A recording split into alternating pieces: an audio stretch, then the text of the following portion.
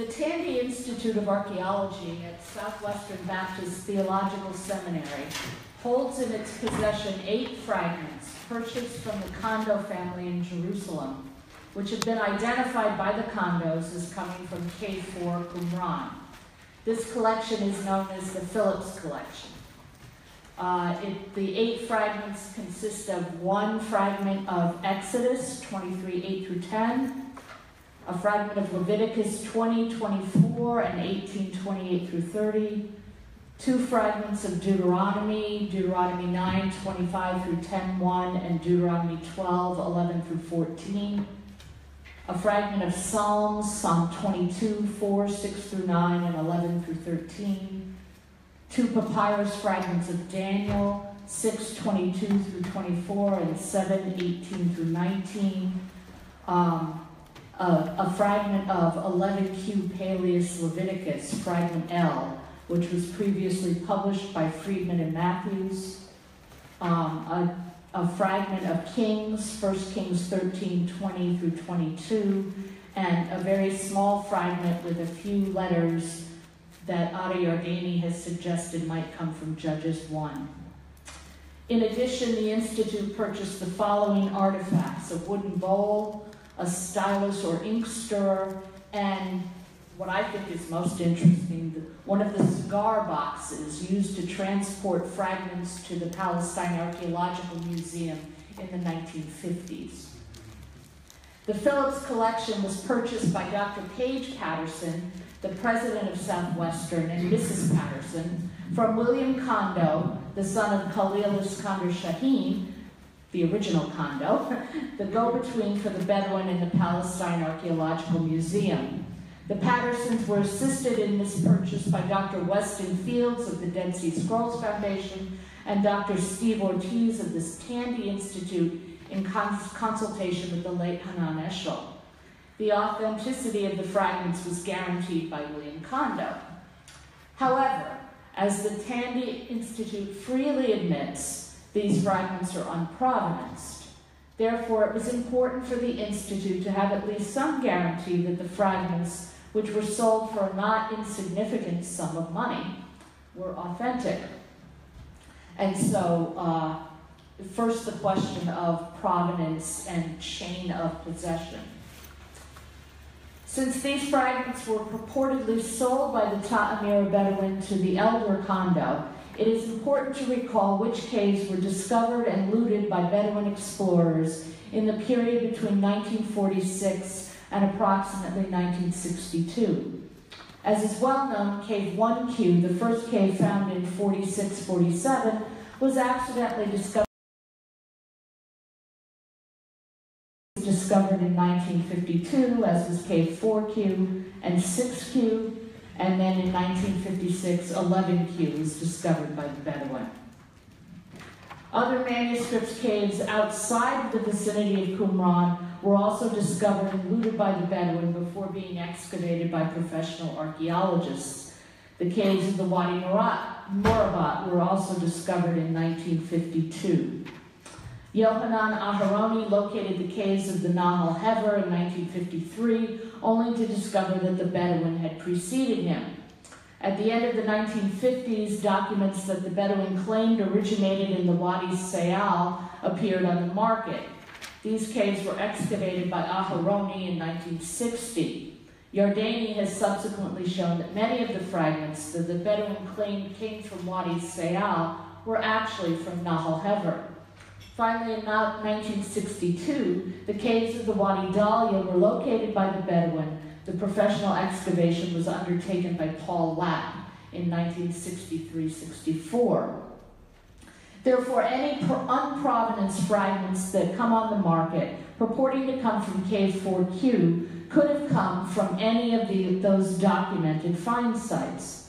Further, one notices a suspicious gap of several years between the discovery of 1Q in 1946-47 and 2Q in 1952. It is difficult to believe that the Bedouin retired from the field during those years. Weston Fields raises the possibility that there were not 1, but 2 first caves. And although DeVoe discovered the location of the first, the location of the second was never ascertained. If there was another first cave, there could have been others. During the 1952 survey of the limestone cliffs conducted by DeVoe and his team, J.T. Millick discovered a cave subsequently called Timothy's Cave after the 8th century CE of the patriarch Timothy, in which he discovered unbroken but empty scroll jars. According to Millick's testimony, the jars had been emptied and the lids set to one side.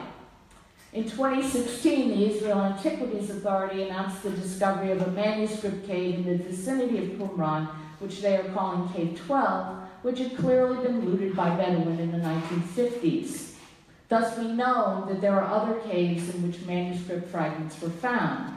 Therefore, any claim of provenance made for the fragments purchased on the open market must be suspect. In other words, although the Kondo family has identified the fragments as coming from Cave 4Q, they might have come from any of the known manuscript caves opened by the Bedouin, or they might have come from some otherwise unknown cave. Therefore, in the Southwestern publication, the fragments will be labeled Provenance Unknown, but claimed to be Cave 4Q. The arrangement made by DeVoe for the purchase of fragments by the Palestine Archaeological Museum should also be taken into account. DeVoe, Harding, and Yusuf Saad worked out an arrangement with Kondo whereby whatever scroll fragments came into his hands would be offered to the museum first. According to Weston Fields, if the PAM was either unable to or uninterested in purchasing a fragment, Kondo was free to sell it elsewhere. Therefore, although DeVoe attempted to purchase all fragments brought to the PAM, fragments made their way into the hands of private collectors. Between DeVoe and Kondo, the price of an inscribed fragment was fixed at £1 per square centimeter. Notice my emphasis on the word inscribed. Uninscribed pieces of leather were considered worthless, and it was presumed they were discarded, but we have no way of knowing whether or not this was actually the case. We do know, however, that uninscribed sheets of leather were discovered by the archaeologists in Cave 4Q, so that it can be assumed that uninscribed leather was available for use by forgers. The Harding-DeVoe arrangement probably saved the vast majority of the fragments found by the Bedouin from being sold on the open market to the highest bidder, but as we now know, Kondo did not always keep his end of the bargain. After the cave discovery stopped in the early 1960s, rumors of scroll fragments not in the possession of the PAM occasionally surfaced. The saga of the temple scroll is a good example. Kondo held the temple scroll, a nearly complete scroll, back from the PAM, trying to get a better price. In 1967, through a Washington law firm, he approached Frank Moore Cross to sell several boxes of fragments, in addition to what turned out to be the temple scroll. The purchase was not made, and the temple scroll was confiscated from Kondo by Yigael Yadin after the Six-Day War. Martin Scoyan purchased fragments from the Kondos in the 1990s. It was in the 1990s that the Kondo family began offering Dead Sea Scroll fragments on the antiquities market to various buyers, and it was in the 2000s that Southwestern bought their fragments. As noted before, Western Fields was the intermediary for the Southwestern purchase. The following information concerning the provenance of the Southwestern fragments comes from Weston Fields and Steve Ortiz. I would like to thank them for sharing this information with me. According to Fields, the Kondo family decided to hold back mostly biblical fragments for future buyers, since biblical fragments were more in demand. The family removed the fragments out of Bethlehem, Jerusalem in the winter of 1965-66. Here is Fields' account that he forwarded to me. By the winter of 1965-66, it was becoming apparent that the fragments still in the hands of the Kondo family were in danger of seizure by Jordanian government officials. King Hussein and his extended family, for example, had a rather proprietary and cavalier attitude about the fragments and artifacts in the PAM, even giving some things as gifts to foreign governments. Gerald Lancaster Harding retired in 1956, but remained in touch with the Kondo family, and he advised Mr. Kondo to get his fragments out of Jordan. The fragments were taken to Aleppo, then entrusted to one Muslim and one Christian family in Beirut, eventually taken to Cyprus, and finally to Zurich, where some of them are still in the vault of the UBS Bank. During the time these fragments were in Beirut, spring of 1966, some of them were examined by Professor Frank Cross of Harvard. The fragments, which have been sold by the Kondo family since 1966, were largely, if not entirely, from this group of fragments, including those bought by Steve Green and Martin Scoyen. Okay, so that's Field's account.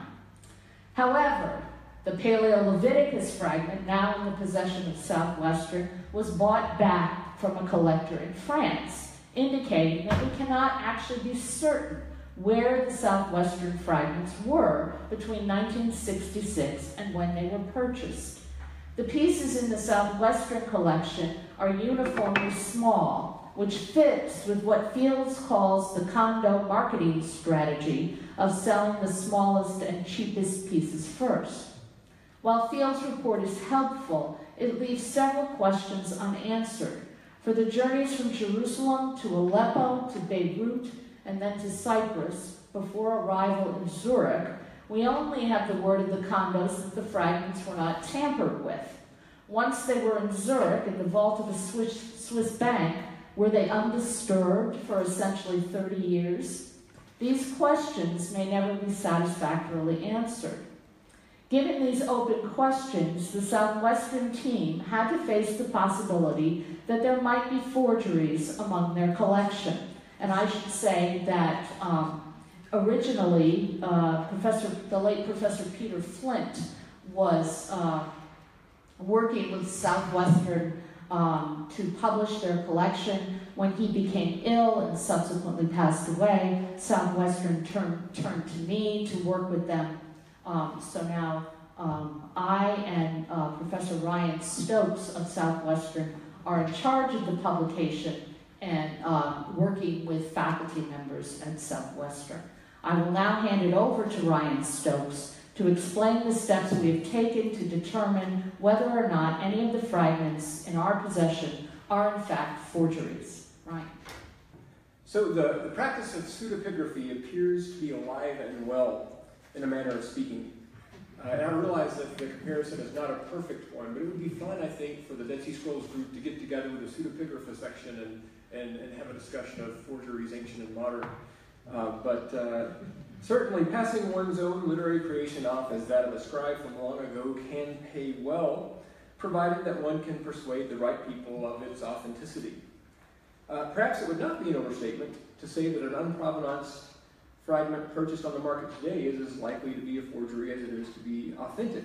Certainly the chances of it being a forgery are high enough that one must proceed cautiously when dealing with such fragments. Not only are the chances of it being a fake significant, but much is at stake when one risks mistaking a fake for the real thing. Since in the case of manuscript finds, one is tinkering with the fundamental data of our discipline.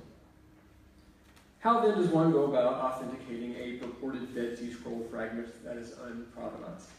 In 2010, I was approached by Southwestern Baptist Theological Seminary regarding what were claimed to be Dead Sea Scroll fragments that the seminary had recently purchased. The assumption of the institution's administrators and, obviously, of the donors who had funded the acquisition was that the fragments were all authentic and were, in fact, from K4 as the seller of the fragments, William Kondo, claimed. Prior to purchasing the fragments, the administrators had solicited and received input from a small number of Dead Sea Scroll scholars, whose names have been mentioned in these sections already. And these scholars deemed the fragments authentic and encouraged the seminary to go ahead and purchase them, assured them that it was a worthy investment. While the administrators of the seminary are still hopeful that the fragments are indeed authentic, to their credit, they have been supportive of the scholarly efforts of Sidnie Crawford, myself, and others to take advantage of every reasonable means of verifying their authenticity, or as the case may be, their inauthenticity. Of course, verification of authenticity in the case of unprovenanced fragments is nearly impossible in most cases. Ideally, were one to connect a fragment with a previously known scroll whose authenticity is not in doubt, one could be confident in the fragment's antiquity. In the case of the Southwestern Seminary collection, only the fragment of Paleo-Leviticus, which was previously known and published as Fragment L, meets this standard of authentication. Unfortunately, we have not been able to associate any of the other 8 fragments, those that are unprovenance, with a previously known scroll. As for the 8 fragments that cannot be connected with a known manuscript, authentication beyond a reasonable doubt may ultimately prove to be elusive. At the present, the most one can do is rule out any red flags that could be raised regarding each fragment's antiquity and to speak tentatively about the relative confidence one can have about its authenticity. Or to speak negatively, to speak in terms of how suspicious a fragment appears. The absence of such red flags, to be sure, does not verify a fragment's authenticity, but it may serve to mitigate suspicion. Here are 4 potential indicators of forgery that we have considered in our assessment of the fragment's antiquity, beginning with the more subjective. The first red flag well, we didn't consider them in this order necessarily, but the first one that I'm going to speak about is the red flag of sensational content. All 8 of the unprovenance fragments in the Southwestern Seminary collection contain text from biblical books. None of them appears to be from a previously unknown document. As for the biblical text contained in the fragments, none of them is particularly controversial or otherwise significant theologically, ethically, or socially, either from a lay or a scholarly standpoint. They are all relatively unremarkable. In other words, aside from the fact that the fragments all preserve texts that are canonical for Judaism and Christianity, none of the fragments is too relevant or too sensational to be true. And I don't intend to dismiss the significance of the fact that all of them are biblical fragments, but merely to say that as far as biblical fragments go, Southwesterns are very ordinary. As a matter of fact, one of the fragments contains only a few isolated characters, no complete words as a matter of fact. The fragment may belong to Judges 1, but that's incredibly tentative, even to make that identification. And it would be surprising for this fragment to be a forgery, given its especially unremarkable nature. Another red flag that we've looked to eliminate, or to identify, I should say, is that of suspicious textual character. And this issue was addressed by Torlife, one aspect of this in the last hour. This is also the red flag that ultimately gave away the fraudulent nature of the so-called Gospel of Jesus' Wife a few years ago. Do any of Southwestern's fragments correspond suspiciously to previously published manuscripts or to published editions of these manuscripts? Since our project is ongoing and the editors of some of the fragments are not present to comment on particular fragments, I am not in a position at this time to address all of the specifics here. However, the text of 2 of our fragments, those of Exodus 23 and of Leviticus 18, are conspicuously similar to their counterparts in the Paleo-Leviticus and Paleo-Exodus scrolls. I believe that it was Professor Tove who first raised a concern about the Leviticus 18 fragment back in 2012. In the spring of 2016, one of our own editors, Joshua Williams, who happened to be editing both of these fragments, discovered correspondences both in the readings preserved in them between our Exodus and Leviticus fragments and the Paleo-Exodus and Paleo-Leviticus scrolls.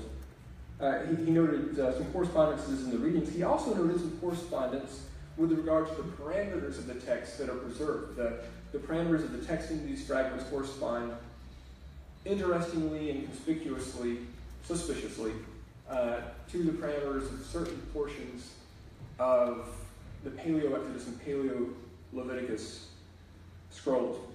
We're looking very closely at this matter, as well as looking into the possibility that other indicators may corroborate this evidence of forgery, which leads to my next point. That's paleographical anomalies. We've asked 2 scholars, A.B. Yardini and Emil Puesh, to assist us with assessing the paleography of our fragments. Yardini analyzed all 8 unprovenance fragments. Puesh this time has only looked at those that appeared suspicious as of about a year ago, though we hope he will be able to look at the remaining fragments as well. Yardeni did not note any anomalies in the paleography. Puesh, on the other hand, did observe some minor anomalies in the suspicious Exodus and Leviticus fragments. To be fair, however, we did not ask Ada to look for anything suspicious, so her silence on this matter should not be interpreted as her authentication of the fragments. We've also have been working with the band and with IRA for the past year to do some of the research that she mentioned in her presentation just a little bit ago on the chemical and material, those facets of the fragments, to see if there's any chemical or material anachronism. Are there any red flags from a scientific perspective? We plan to have some of Southwestern's fragments carbon-14 dated. This is of limited value for authentication, since a modern forger can use an X fragment, as has been mentioned. So we're hopeful that IRA's results will be informative for us. Maybe they'll inform us or alert us to the existence of modern ingredients in the ink, or of problems with the relationship between the ink and the sediment on the fragments, potentially corroborating our suspicions reached on other grounds, or alerting us to issues with fragments that otherwise appear innocent enough. While IRA's analysis cannot verify authenticity, it may serve to alert us or to rule out certain markers of forgery. In conclusion, as you see, our project is still very much a work in progress, but we wanted to inform you of the steps we are taking to ascertain the likelihood of forgeries in our collection, and to give you some sense of what we have learned up to this point. Although our analysis is not yet complete at this time, it appears that Southwestern's collection includes some forgeries. As a matter of fact, based on the presentations we heard in the last hour, we're going to revisit some of these things and look for some of the red flags that the presenters before me have mentioned, to see if we can find any of those in our fragments. So it does appear that our collection contains some forgeries. On the other hand, other fragments do not appear particularly suspicious. And there is very good reason, or a very good possibility, I should say, that the seminary's collection is a mixed bag made up both of forgeries and of authentic fragments. Thank you.